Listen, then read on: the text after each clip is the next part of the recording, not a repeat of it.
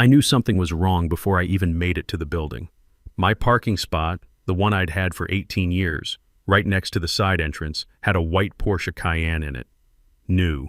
Dealer plate still attached. Vanity plate that said, Innovate. I parked in visitor parking and walked past it. Inside the lobby, Marcus, the security guard, wouldn't look at me. Just buzzed me through without his usual morning Cal. That's when I knew. I'm Cal Braddock, 56 years old, and I'd spent 24 years designing UAV guidance systems for this company. 9 patents with my name on them.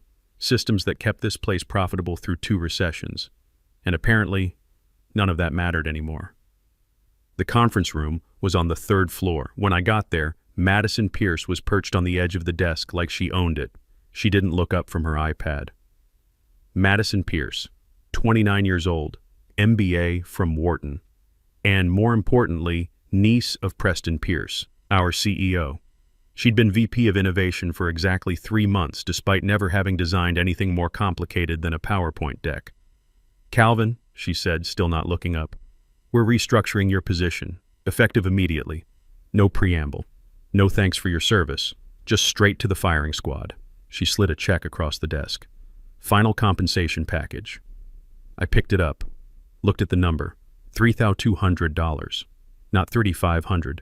Not $4,000. Exactly $3,200. This is for the month, I said. Severance package, she corrected.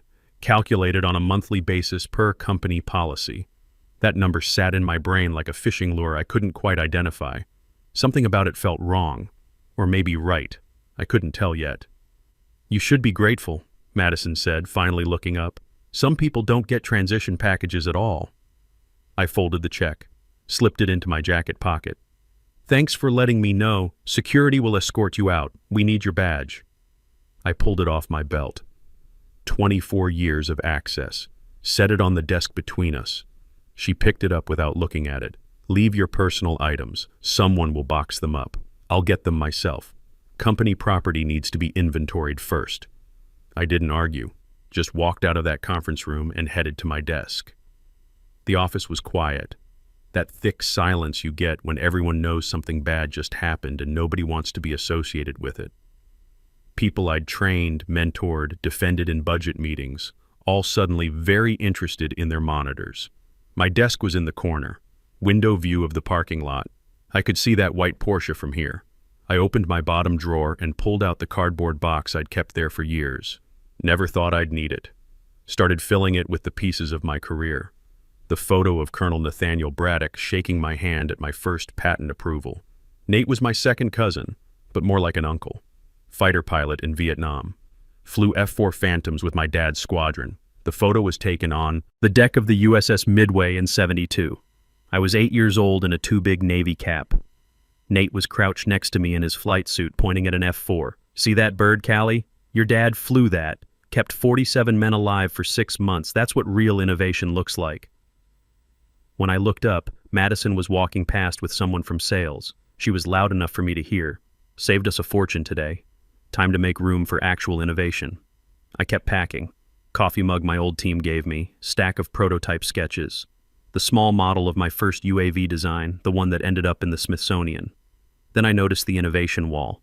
15 patents displayed in frames along the main hallway. 9 of them were mine. No names on the plaques, just patent numbers and dates. But I knew which ones.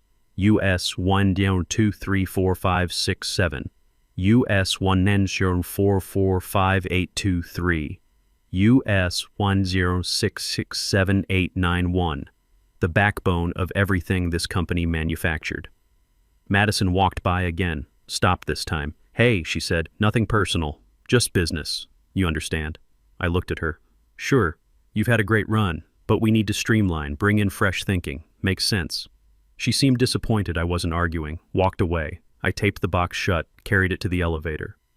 When the doors closed, I pulled out my phone, found the number I'd saved 4 years ago, Irving Feldman, patent attorney, the lawyer who'd worked with Nate when I'd first signed on.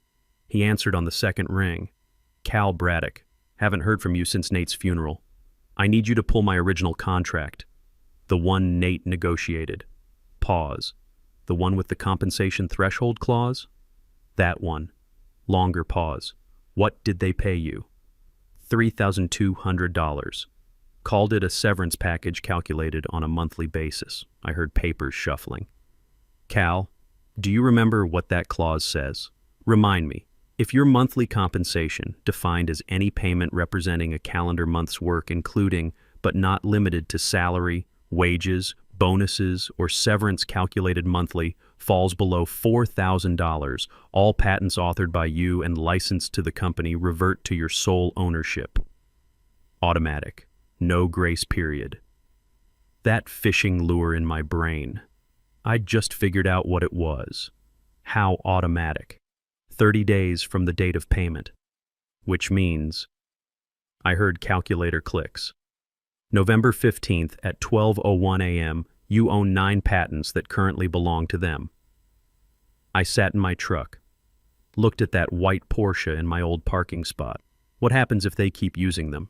Patent infringement. And because they'll have clear notice of ownership transfer, damages are tripled under statute. But Cal, I don't think it'll come to that. I think they'll negotiate. How much are we talking about? Annual licensing fee of $2.4 million paid in advance each fiscal year, plus retroactive fees for unauthorized use during the 30-day period. That's roughly $575,000 calculated at triple the daily licensing rate as statutory damages. And if they're late on any payment, penalty, interest at 24% annually. I started the engine, draw up the paperwork. Cal, don't contact anyone there, don't email, don't post, don't talk about this. Let them think you're gone. I am gone. No, you're just getting started. I drove straight to the bank, deposited that $200 check through the drive-thru, last money they'd pay me on their terms. When I got home, Trish was in the kitchen. One look at my face and she knew. What's the plan? She asked. That's why I married her. 28 years and she never wasted time on sympathy when action made more sense. Remember Nate's clause? Her eyes went wide. The patent reversion thing? They paid me $3,200. She put down her coffee. They're idiots. They're about to be very expensive idiots. I went to the bedroom and pulled the safe out from under the bed, spun the combination. Inside was my original contract, signed 24 years ago. Every page yellowed at the edges, but the ink still dark. I scanned every page that night, uploaded them to Irving's secure portal. He called back within an hour. It's airtight, Irving said. The language is crystal clear. They can't wiggle out of this. Walk me through it. Page 6, paragraph 3. Monthly compensation includes any payment representing a calendar month's work. Severance packages calculated on a monthly basis qualify. They paid you $3,200. Threshold is $4,000. The clause activates automatically 30 days from the payment date. And then what? Then you own 9 patents that are currently keeping their UAV division alive. Without those patents, they can't manufacture, can't sell, can't ship existing inventory, and because of DoD and FDA certifications tied to those systems, they can't engineer around them. Recertification would take 18 to 24 months. What if they keep using them anyway? Patent infringement with clear notice, damages triple, but they won't. They'll negotiate. And Cal, I'm drafting a licensing agreement that'll make sure you never worry about money again. I hung up and just sat there. Trish came in, handed me coffee. How bad did they screw up? She asked. Bad enough that Allison's college fund just became a non-issue. She sat down on the bed. I wish Nate could see this. He knew. He planned for it. The next 2 weeks were quiet. Too quiet. I didn't call anyone at the company, didn't email, didn't post anything, just watched from the outside while Madison strutted around like she'd won the lottery.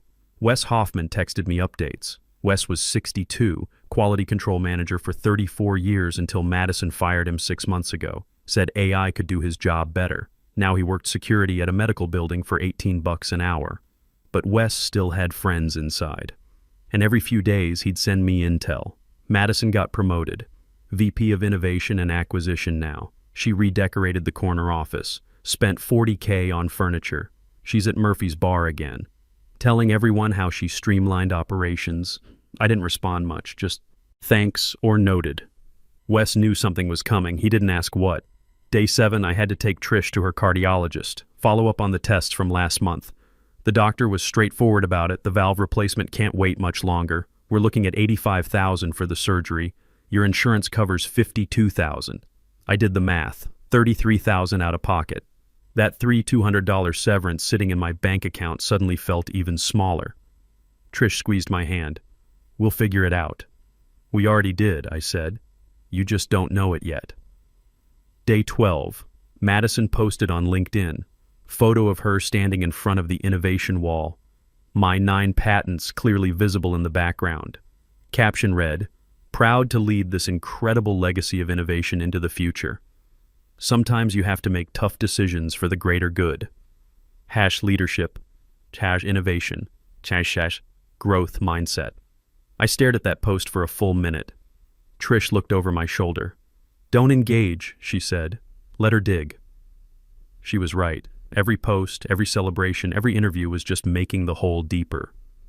Day 18, my phone rang. Unknown number. I let it go to voicemail. When I played it back, I almost had to sit down. Nate's voice, recorded, crackly, but unmistakably him. "Callie, if you're hearing this, it means the clause activated. Irving has instructions to send this recording if the threshold is ever triggered. I want you to know something, kid. I didn't write that clause because I thought you'd need it. I wrote it because I knew they'd eventually forget what you're worth. People always do. They confuse longevity with expendability. They think because you've been there forever, you're furniture. But you're not furniture, Cal. You're the foundation, and they just kicked out their own support beam. Don't settle. Don't take the first offer. Make them pay every cent. And Cal, I'm proud of you. Your dad would be proud too. Win or lose, just remember, you built things that mattered. Love you, kid." The message was dated 4 years ago. Week before Nate died. He'd planned for this moment that far in advance. I saved it, backed it up 3 places, played it twice more. Day 29, the MIT letter arrived. Allison had applied early admission. Computer science program. When she opened the envelope, her hands were shaking. "I got in," she said. "Dad, I got in." Trish hugged her. I read the letter over their shoulders. Acceptance. Early admission. Then I saw the financial aid breakdown. Merit scholarship, $15,000 per year. Financial aid, $8,000. Total cost after aid, $31,000 per year for room and board. 4 years. $124,000. Allison was looking at me. "Dad, I can defer, work for a year, apply for more scholarships." "No," I said.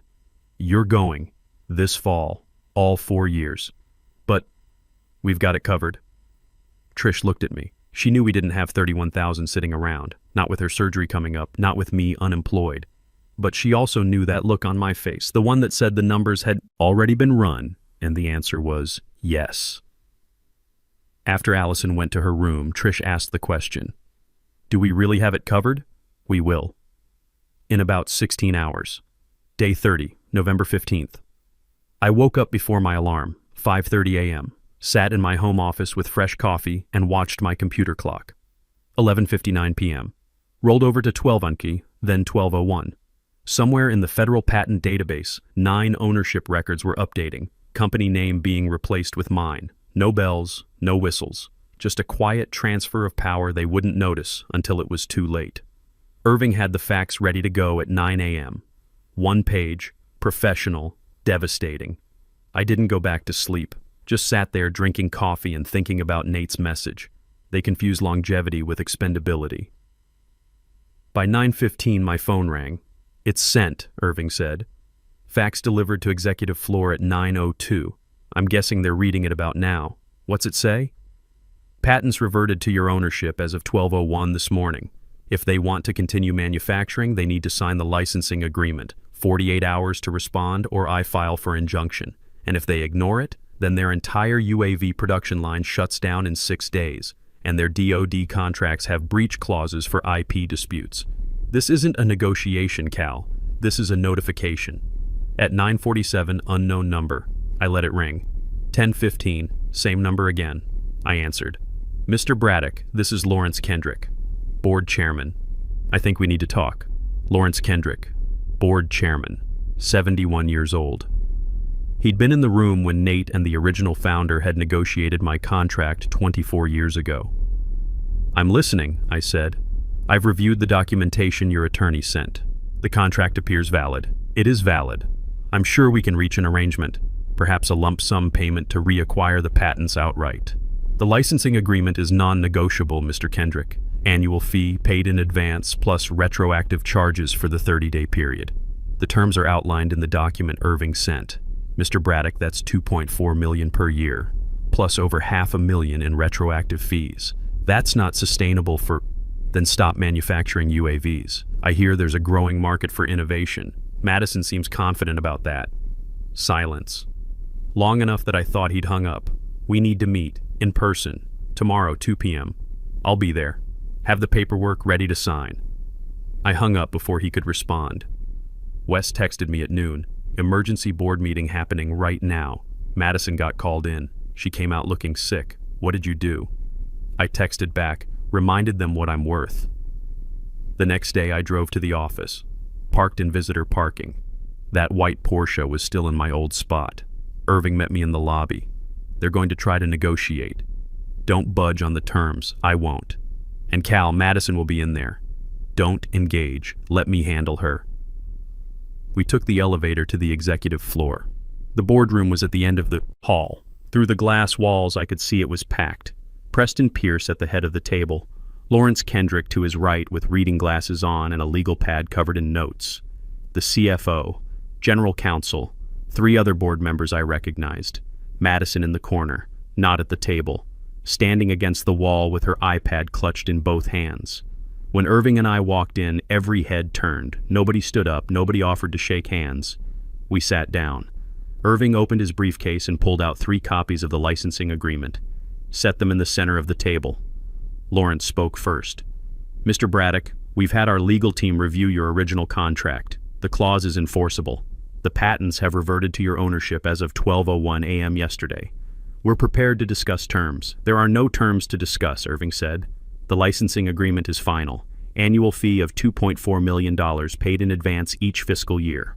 Retroactive payment of $575,000 for unauthorized use during the 30-day trigger period. And all future marketing materials, product documentation, and investor presentations must acknowledge Mr. Braddock as the patent holder of record. The CFO leaned forward. That retroactive number, how did you calculate it? Irving didn't blink.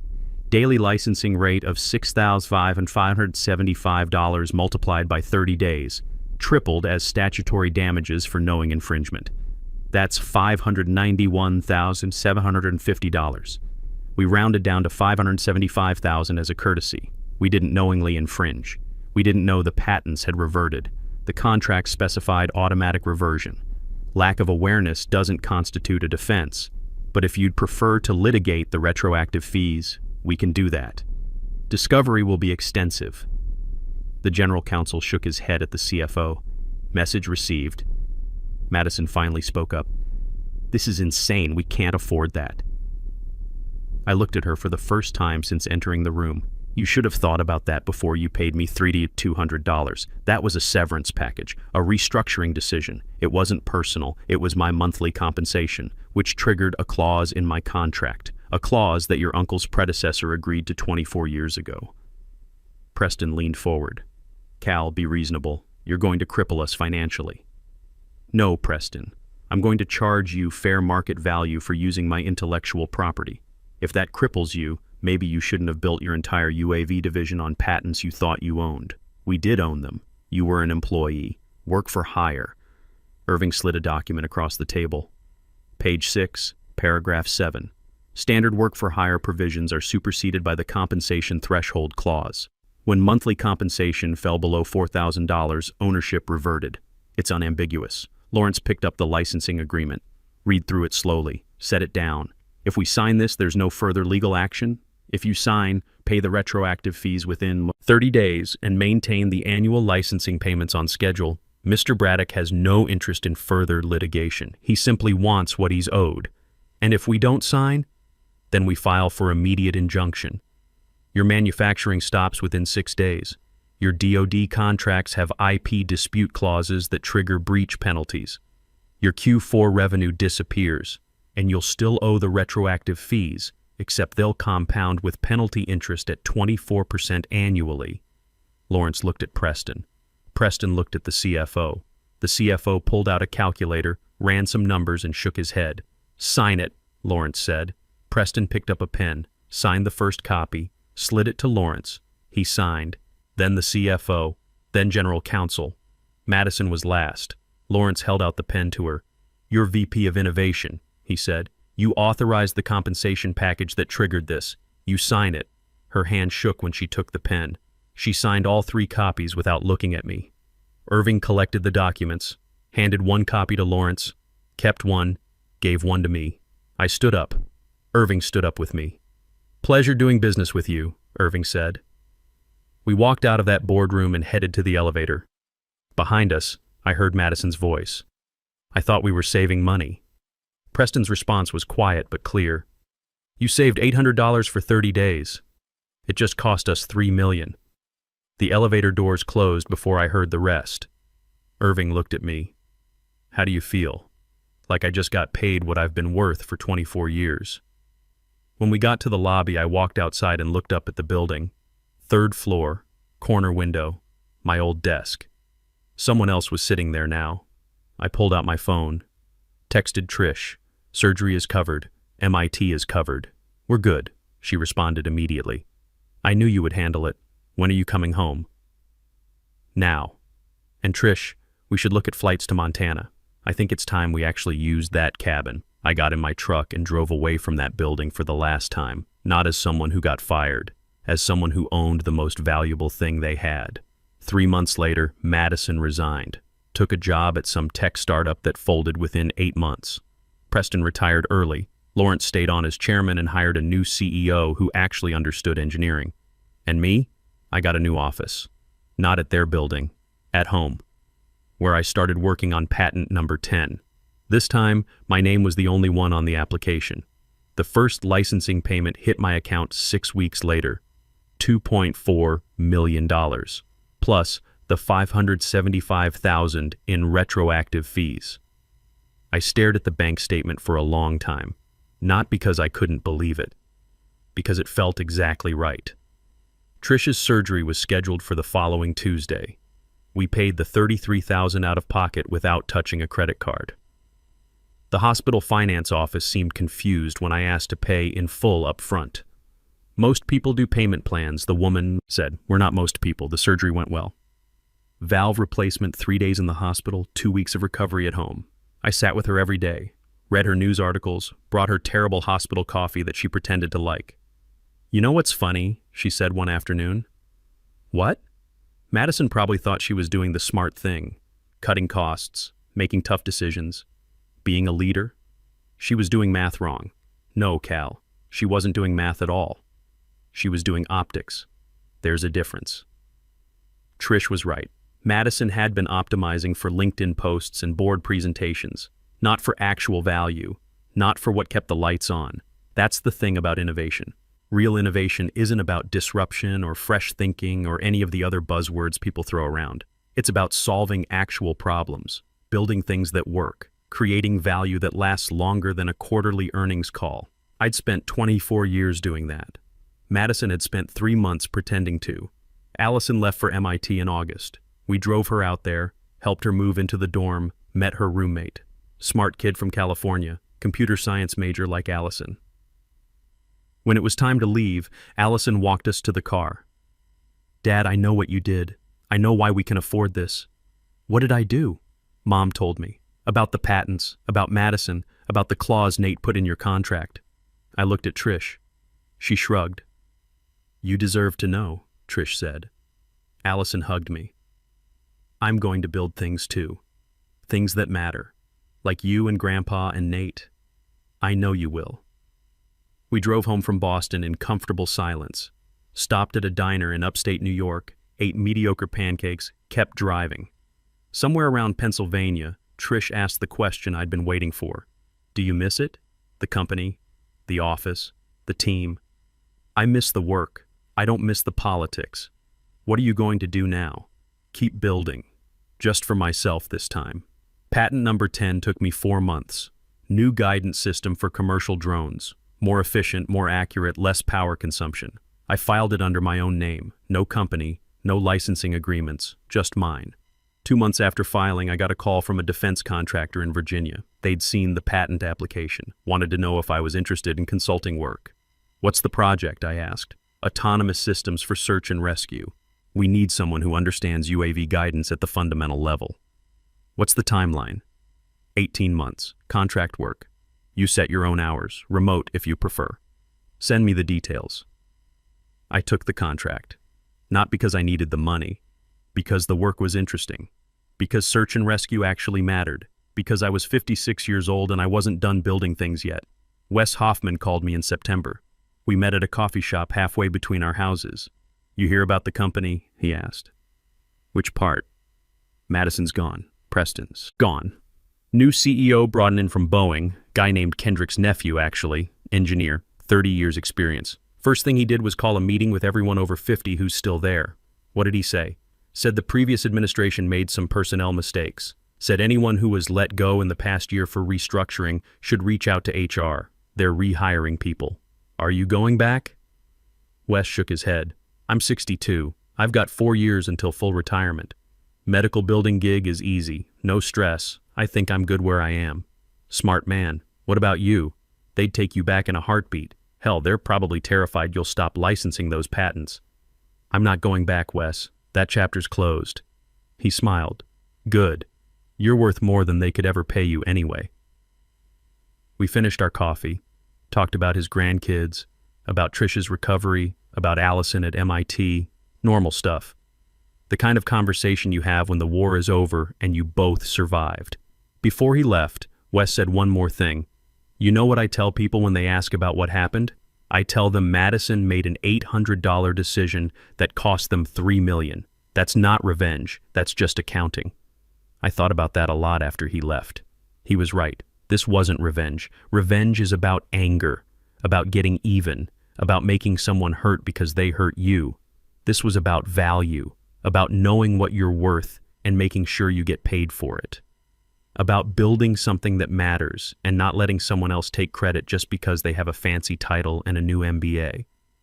Nate had understood that 24 years ago when he wrote that clause. He knew that companies forget. That loyalty runs one direction until it doesn't. That the people who actually build things are the first ones cut when the spreadsheets need to look better. So, he built in protection, a trigger, a consequence for short-sighted decisions. And when Madison Pierce decided that saving $800 a month was more important than keeping the guy who'd designed their entire product line, that trigger activated. Not because of revenge, because of math. I'm working from home now. Office in the spare bedroom with a window that looks out on the backyard. Trish's garden is doing well. She planted tomatoes this year. They're almost ready to harvest. Patent number 11 is in progress. Different approach to battery management for long-range drones. I'll probably file it in December. And sometimes, when I'm stuck on a design problem, I play Nate's voicemail, the one he recorded 4 years before he died, the one that says, "I'm not furniture. I'm the foundation." He was right about that too. The company learned it the expensive way. Madison learned it the hard way. And me? I already knew it. I just needed a $3,200 check to prove it.